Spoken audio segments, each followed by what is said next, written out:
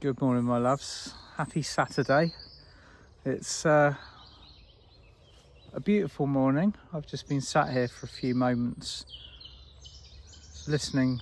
I think it's a robin. Listen to my friend the robin kind of chirp and twitter, and to be honest with you, I could have just pressed record and let that play for 20 minutes.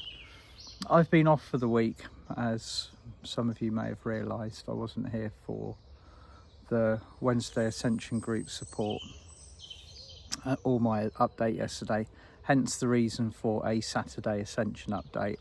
And before I dive in to what I wish to talk about, this is a growing YouTube channel, so please like, subscribe, press the jingly bell, share, all of that kind of stuff if you would be so kind. I'm not a statistics guy either, so I don't know how many of you are subscribed or just kind of tune in and watch, but if you'd be so kind, that would be fabulous, so that I can grow the channel and move ever further away from Meta or Facebook or whatever it's called nowadays. So I hope that all of the incoming energies have been treating you well, and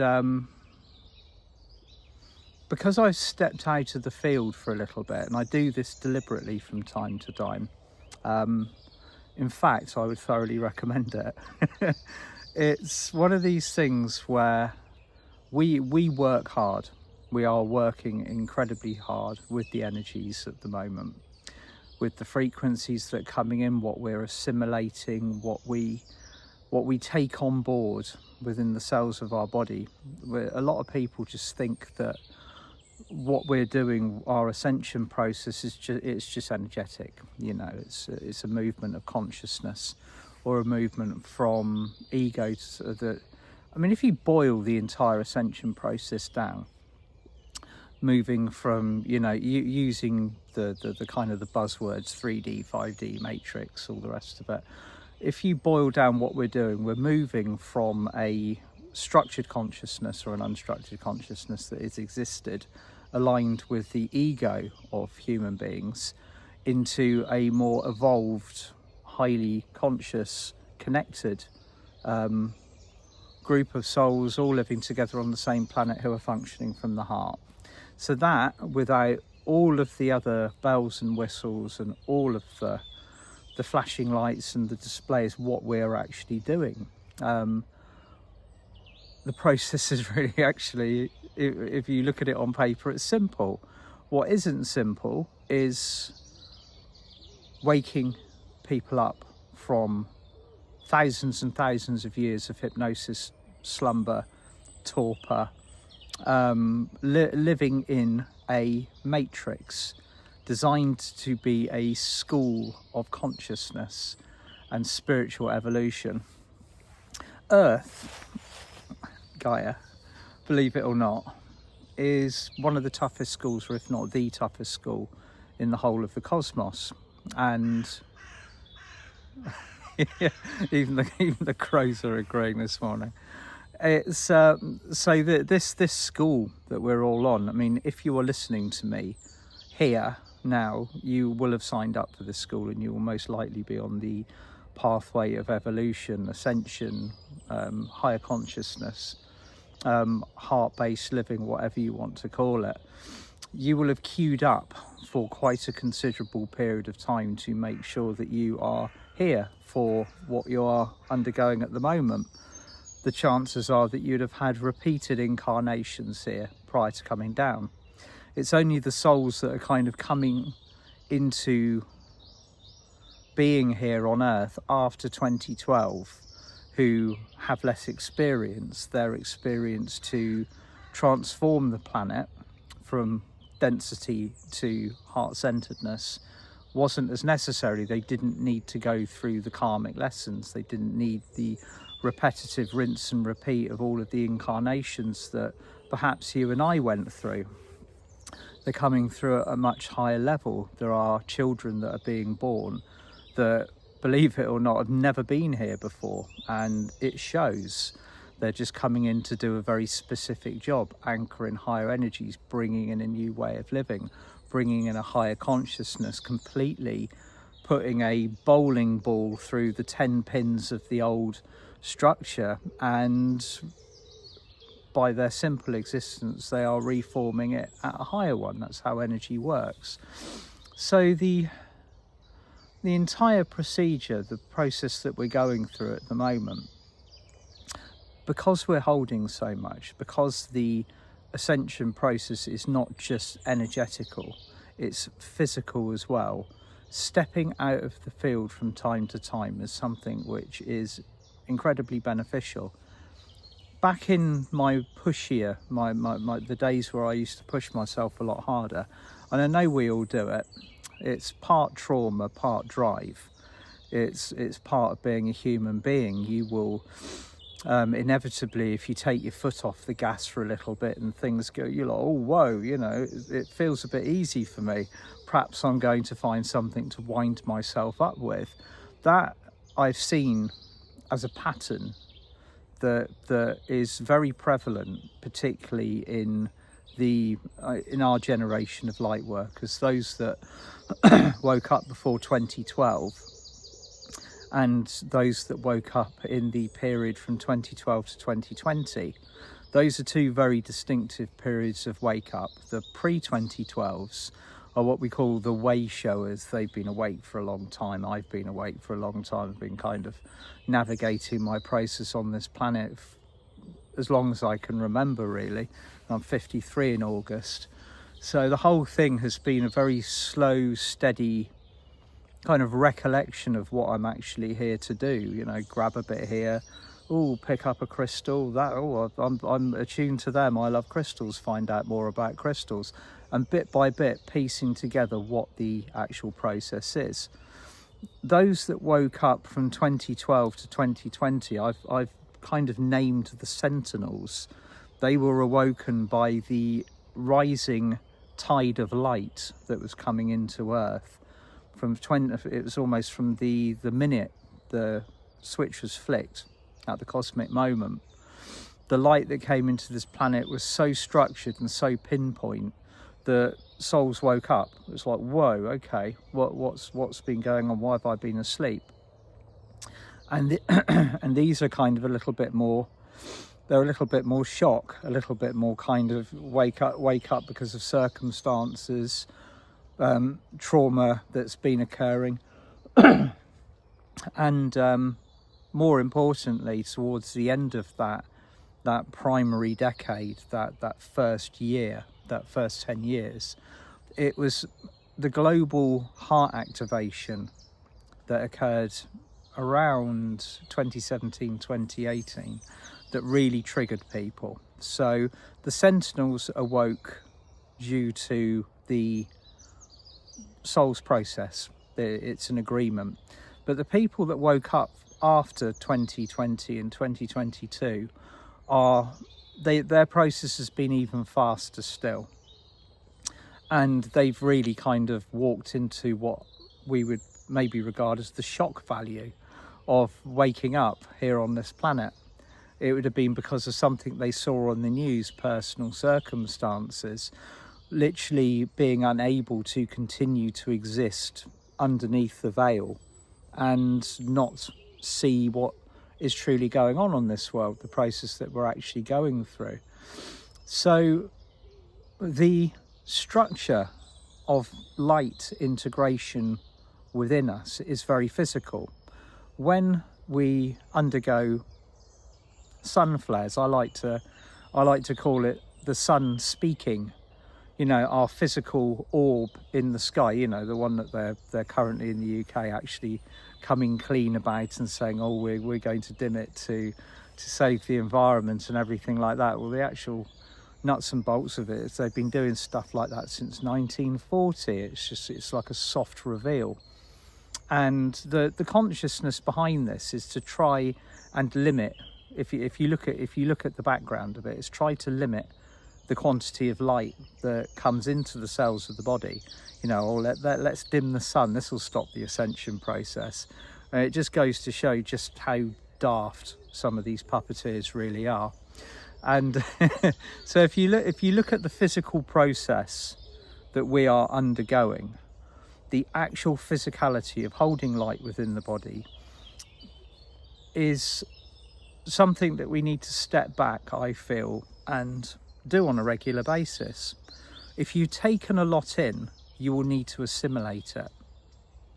You will need to take physical action rather than energetic action to assist your body to actually hold that light, to absorb that light, for that light to do the job that it's intending to do, and for you to truly benefit from the process. A lot of us kind of, again, I'm like referring back to what I was talking about just a minute ago, the kind of the trauma response that many of the older generation light workers have of push, push, push, go, go, go. You know, the matrix was something that we raced to escape from, that lower consciousness. It was such a powerful drive within each and every one of us, and still is, that when you actually are given the opportunity for the racing to stop, it feels unnatural. So one of the things I'm wanting to talk about this morning is actually pushing through maybe our own levels of discomfort and taking that time when you need to. Take time to assimilate, take time to step out. I've just taken a week away and it has benefited me greatly. And I noticed during that week off, it took me, it's only 7 days in total. 2 days of that was down tuning. 2 days of that was actually spent detuning from the push process that I always find myself in, and kind of 3 or 4 days of actually like, hey, I'm beginning to enjoy this. And then on the other side of it, a day beginning to rev up again and beginning to step back into the field, realizing that I'm going to be actively, consciously reaching out and working with energies, bringing them in. There's tasks to perform, there's a job to be done, get back into the flow of it again. And I found that this time that it's been easier to do, whereas before, if I stepped out of the field, it took me a very long time to allow myself to slow down. And once I'd done it, I crashed because I needed the break so badly that everything just went ugh. And I kind of flopped into a pile of like over energized jelly on the floor and had to generally recover. So I'm seeing the need or the necessity for us to take this light that is coming in as kind of seriously as possible, because with the sun flares, it's very physical. You know, when the sun releases, we've got like the kind of the impending solar maximum, sunspots directly facing the planet. These are not just kind of random waves of radioactive light energy coming towards us. This is sets of coded instructions that awaken the DNA within the cells of our body. You know, you've heard the analogy of moving to the energized process of moving into the 12-strand DNA. A lot of the children that have come in from 2012 onwards have come through what we would regard as locked and loaded. They've come through with their 12 chakras and upwards fully activated, and their DNA already singing and dancing and ready to do what we are doing, the overall process that's moving through on our planet at the moment. It's very interesting, and they just move through on a level. They don't rise, they don't fall, they don't kind of undergo what we're going through so much. They are just kind of in the flow of it. Whereas those of us that underwent the transition, okay, this is a very distinctive difference. Those of us that survived, I use that word quite happily, those of us that survived our existence, our awakening process within the 3D matrix, are now finding a very different way to exist here on this world.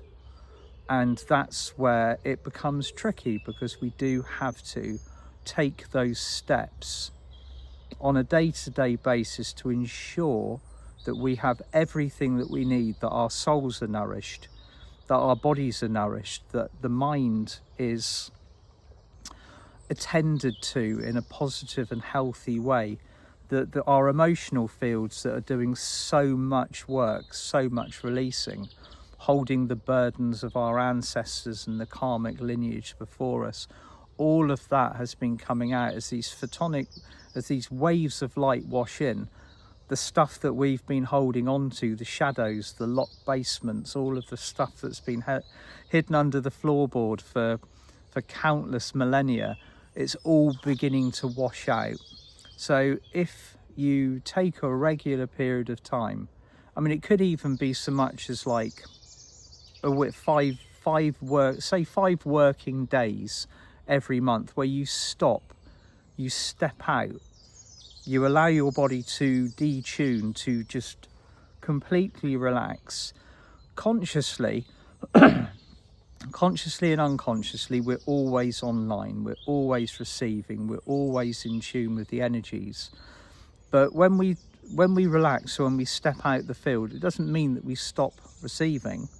It just means we're in a far more relaxed state, and everything begins to operate smoothly and efficiently in the background, and we can give our bodies time to regenerate, time for the cells to assimilate the light. A lot of people have been reporting recently that their physical weight is increasing, and I've noticed over the years, when I directly and deliberately work with raising my light quotient, I used to do it a lot pre-2012. I used to work a lot with Joshua David Stone's work. I'm getting bitten by midges this morning, by the way. Dr. Joshua David Stone's work was specifically about raising light quotient and working with the ascended masters and the angels and everybody else, but that would raise your light. And I would notice that when I took a lot of that in, when I worked specifically with it, when I raised my light quotient deliberately, that my body would gain kilos in water weight, because the light has to be held within the cells of the body for long enough for it to begin to assimilate, for it to be absorbed and integrated. And the carrier for that is water. The water levels within your body, the hydration levels, the way that your cells hold water and it is distributed around the body is very physical. It's a physical process. And so, you know, all of a sudden we're carrying like anything up to half a stone more, maybe more, in water weight, whilst the light does its thing. And then when we've absorbed, when we've integrated, then the body tends to re-regulate itself again. Again, these step out periods are essential for that, to allow the body to rest and recuperate. Say, for example, you wouldn't run a half marathon or a 10k hard and then not expect your body to recover afterwards. You wouldn't go out the next day and train or race again. You might do if you're a bit daft, but normally what the process would do on an athletic level would be to let the body recover, to let everything kind of settle down, to simmer down, recuperate, regenerate, heal, more importantly than anything else, to allow your body to heal and then step back out again. So it's very important, I feel, at the moment to be doing that, allocating periods of time to step out, get used to the process, okay? I've noticed so much discomfort when people stop and step back, you know, like almost like, oh my God, you know, I'm taking a break. The Ascension process is going to crash and burn because I'm not out there doing my thing. And, you know, that I feel is strongly as a trauma response.